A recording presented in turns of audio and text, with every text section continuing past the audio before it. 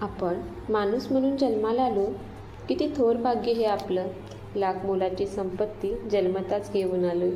मग नंतर कमी का पडते असा कधी विचार केला का? नाही ना. लहानपण खूप छान असतं, कारण तेव्हा कोणत्याच गोष्टीची ओढ नसते. जे आहे त्यात समाधानी असतो. पण जसं आपल्याला वयानुसार समज येते तेव्हा हे आपल्याकडे का नाही, दुसऱ्याकडे आहे. मग मला पण पाहिजे. इथूनच आपले वाईट दिवस सुरू होतात. आधी स्वतःला घडवा, मग दिवस आपोआप चांगले येतील.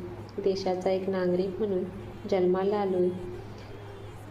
मग आपलं कर्तव्य काय हे आधी स्वतःला सांगा. परमेश्वराने जन्मताच लाख मोलाची संपत्ती दिली. मग रडत बसू नका. संकट येणारच, कारण तीच आपली ताकद असते हे विसरू नका.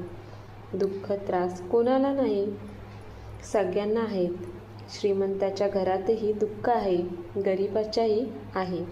फरक इतकाच की श्रीमंत लोक दाखवत नाही.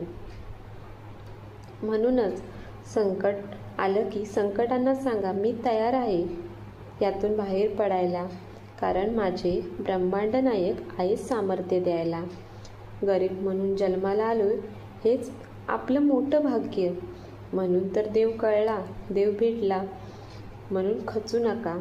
एकच लक्षात ठेवा, आपण गरीब माणूस श्रीमंत होऊ शकतो. फक्त आपले चांगले कर्म करत राहा. कर्मच आपलं वर्तमान भविष्यकाल आहेत. माणूस म्हणून जन्माला आलोय, मग माणसाला माणसासारखी वागणूक द्या. अर्धे प्रॉब्लेम इथेच संपतील. स्वतःला बदला, जग नक्की बदलेल. जेव्हा आपण दुसऱ्याचा चांगला विचार करू, चांगले विचार मांडू, आईवडिलांचा सन्मान राखू, तेव्हाच आपण चांगल्या मार्गावर असू. असा माणूस व्हा की खिशात पैसा, मनात ज्ञान, हृदयात दयाळूपणा, चेहऱ्यावर आत्मविश्वास आणि आत्म्यात जबाबदारी.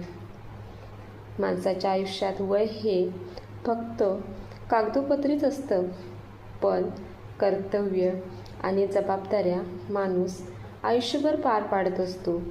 एकच लक्षात ठेवा, शब्द बोलताना धार नको, तर आधार असला पाहिजे. कारण धार असलेले शब्द मन कापतात आणि आधार असलेले शब्द मन जिंकतात. श्री स्वामी समर्थ.